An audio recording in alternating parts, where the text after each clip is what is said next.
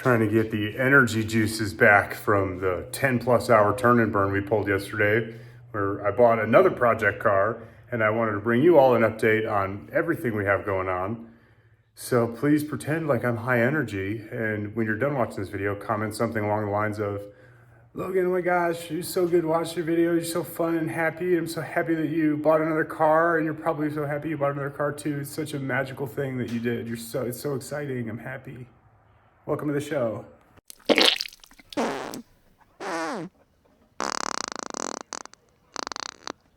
Let's kick it off with the Malibuski, all right? Here's the thing about the big Lebuski, which is the name of the car has that I just came up with. I guess that works, the big Lebuski, dude. Hopefully no one else has that. Does anyone else have that name? Hey, babe! I came up with the name for the Malibu. Come here. Babe, I came up with a name for the Malibu. Charlie, stay where you are, man. I'm gonna call it the Big Lebuski. That's a good one. I know, it's pretty much clutch. I'm the smartest guy in the universe. It's not a big deal. Give me an award. That is a good one. Guess I finally have a use for this thing. Hey, Charlie. Come here. What are you doing? What are you doing? Ooh, it's a scary Jeff Bridges.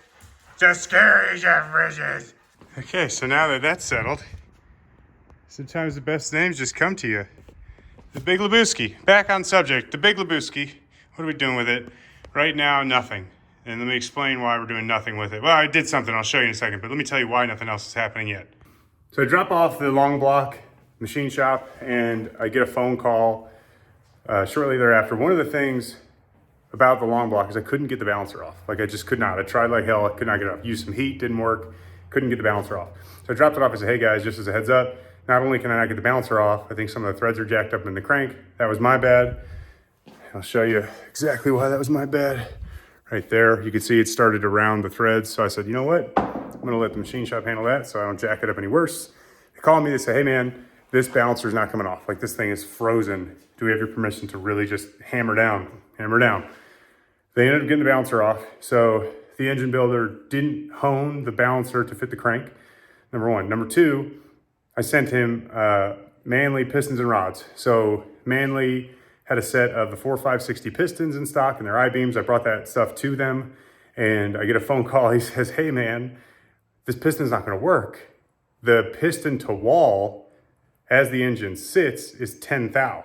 So when the engine was assembled, not only was it the wrong crank, the wrong rods, but it was over machined. It was 10 thou piston to wall with the pistons that were in there before. So I had to step the whole block back up to a 4600 bore, which meant calling Manley, apologizing to Jesse, him saying, you're an idiot, you should have measured. I'm like, sorry, dude. He didn't say any of that. But he had a set of 4600 pistons in stock. Those got overnighted to the machine shop, and they're turning and burning on it now. They got the balancer off. They got all that stuff done. So it's in their hands. I told them, do your thing, whatever it takes. So that's good news on that stuff. The bad news is obviously it did cost another set of pistons. I think Manley will let me stock exchange, so cool there, but another pain in the ass to deal with the Malibu. Whatever. All right, no more bad vibe stuff, only good vibes. So if you remember the engine bay of this thing, the down bars are painted silver and like all flaky and chippy. Same with that down bar, obviously. The firewall had tons of holes all up here. There was 3 giant holes that they used for bulkheads that were seemingly useless. Around the HVAC panel, there was a giant like piece that was cut out on that side too. So we just had tons of holes and tons of junk that I wanted to fill in. So if, God forbid, I ever get into an accident or something, we can keep the fire separate from the cabin as much as possible.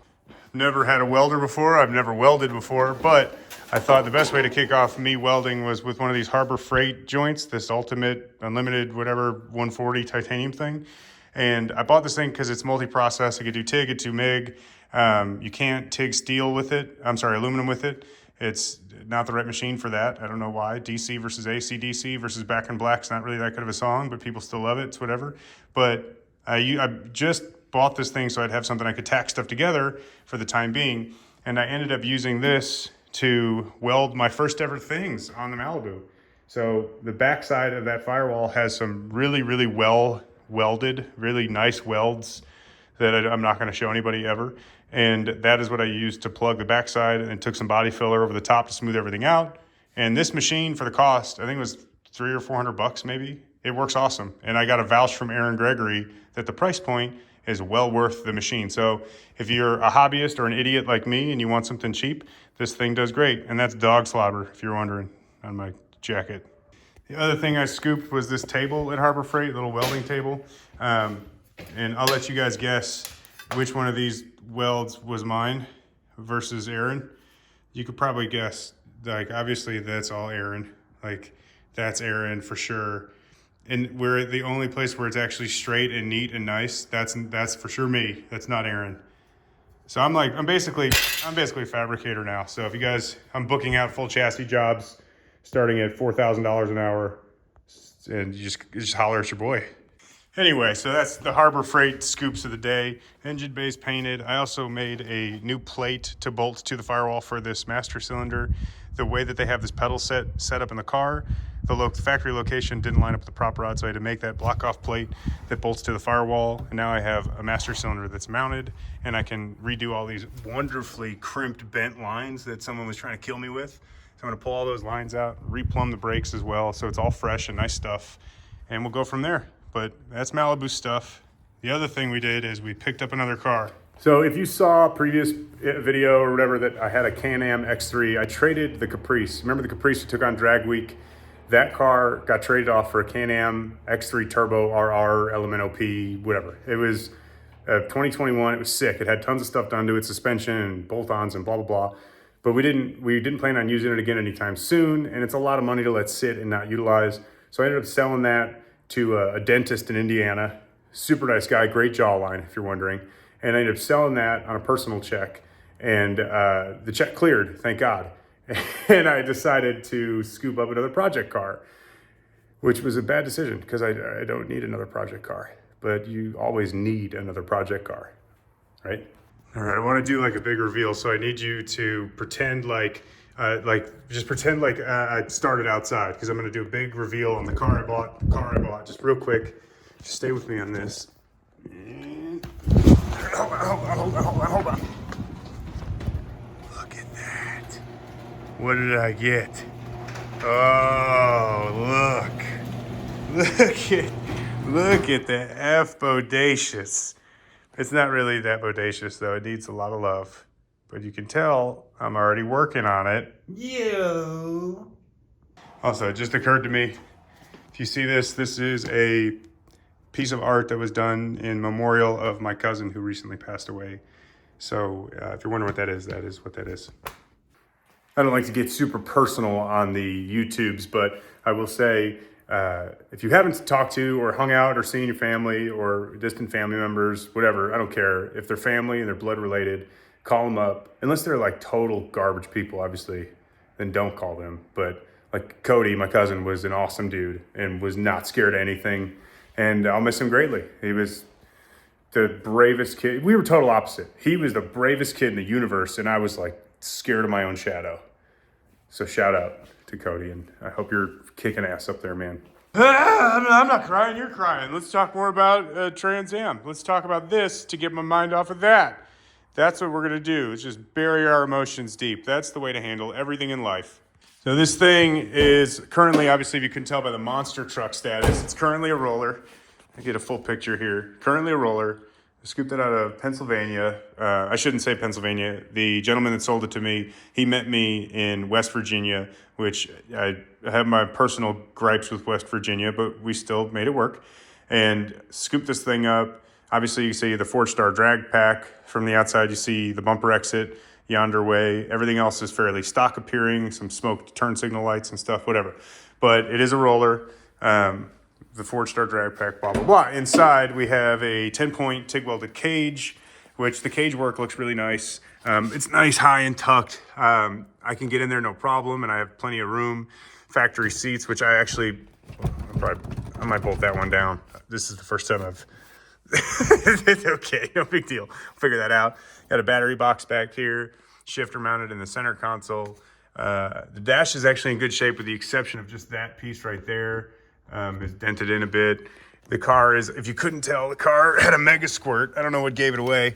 I'm assuming this thing gave it away. I think that's what you use to tune a mega squirt. I've never had a squirting mega before, but that's my assumption. I haven't looked under the dash yet, so we're gonna do that together.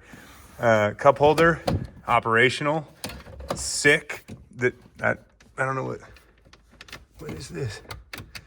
We got a switch, there's a switch there. I don't know what that does. I got something down here, what is this? What is this something? I don't know what this is. Anyway, there's stuff that I don't know anything about that I got to figure out. But that's the interior of the car. Yeah. The only downsides to the chassis are this quarter panel has a decent little denty wave in it that I got to get either PDR'd or I'm going to have it taken to the body. Oh, gosh. A little puke of that burp. Take it to the body shop. And then on this side, some pretty aggressive, like, bicycle peg. Someone's trying to do a bike trick and just peg dragged that. Peg drag, just don't Google that term. For the love of God, don't Google it. Rye is in many feature videos. Driver's side inside, we got our steering McButton thingy. I don't know what you call this. Maybe a steering wheel, probably. You got an iPad and also Inception and iPhone. Oh, no, no, no, no, no. All right, driver's side, we got steering McButton pushy. We got a Bosk oil pressure gauge, which I think that this was a just direct line, like an analog gauge, which if you ever had one of these go bad and the sending unit breaks or like the back of this breaks and you just sprays oil in the cab, that's not good. You got pod gauges up yonder way. And yeah, so just a lot of cleanup work and just stuff I want to do to make it my own. And our own is what's left. Show you under the hood and we'll go from there. So again, it is a roller. This is my inference on the oil pressure gauge is based on this. My assumption is this goes to that gauge. Again, Mega Squirt, the harness, I don't know if it's a custom harness, what the deal is with harness, but either way, all that stuff is, we're gonna gut that stuff out and probably go with, go the Haltech ECU on the car, the chassis harness and the stuff that remains. I'm gonna clean all this stuff up. Got your manual rack, chromoly K member. It's got QA1 front suspension. You could see Spone, I think that's how you pronounce it, Spone. The solid mounts, fuel system is plumbed. It's got the Chris 1313 billet hanger kit with dual Walbro 450s, so that'll support, I made 1300 horsepower on twin 525 pumps. And as I'm filming this, my favorite thing in the world, why? What happened here, dude? I don't understand this. If you saw this car posted, it was up in Boosted LSX sales, that Facebook group. It was posted up as a roller, or you could option it with a turbo kit. And I called or I messaged the guy. I sent him my phone number. We talked. I said, hey, I'll take the turbo kit. Do you have a transmission for that thing too? He says, yep. And I ended up picking the car up, the turbo kit up, a built TH400, a drive shaft, a PTC torque converter, flex plate, and a bunch of extra parts that he threw in. So I ended up buying basically a roller with everything I need, with the exception of a long block, which is why I showed you at the beginning of this aluminum 5.3 in the corner. So that 5.3 in the corner is going to be what's going to suck its way underneath this hood. Suck its way underneath this hood. I'm bad at this, man. I used to be okay. I'm not good at video stuff anymore. But I haven't looked underneath the car. I literally I looked at nothing on this car when I bought it. So this is the first time. All right, so it's got a 9-inch rear end. Looks like, what coilovers are those? What shocks rather, I can't tell from here. But BMR suspension, torque arm, and all that stuff. It's got a full exhaust, Borla exhaust. The turbo kit has like a valve in it, a quick change valve, so you can do full exhaust. What is it? Looks like aftermarket sway bar arms, everything. It's got a ton of good guts in it, and the chassis looks relatively unscathed. Like the pinch welds, I can actually bend those back straight pretty easily. A pair of vice grips and some heat. But yeah, it looks like the oil from an engine at some point has coated the underside and made it nice and not rusty. So that's good, right? Anyway, the first thing I need to do is I'm gonna take this harness out. The harness is routed through the BMR HVAC delete plate. So I'm gonna pull this harness out that powers the Mega Squirt. And again, I haven't looked under the dash, so let's take a minute. Let's do that together and see what kind of situation I'm working with. I like doing this on video for the first time so you guys can hear me scream when it's bad. Let's see. Okay. Oh, it's not that bad, but it's not that good. It's fine. This is gonna be fine. Sick. I'm not embarrassed to say that I don't know what this is. Anybody know what this thing is? What is this? Is this like an amp? Is it my phaser? Is it like a wah-wah box for a guitar with a little LCD screen that says, Logan, you're an idiot? Velcro. The Velcro doesn't even work. So yeah, that covers everything on the car. You know, the trip to West Virginia wasn't fun, but the deal was a good deal. I got this thing sitting. I do think that this car is going to go back together faster than that car. Machine shops, some other places involved. I don't want to rush them on any of this. I want them to do their thing. This thing, we can use that 5.3, put some heads on that, some Brian Tooley Racing parts, get this engine back in this engine bay, get the turbo kit I bought for it installed, and roll. See what we can make happen with a car that does not have a name. But I'm sure I'll come up with something.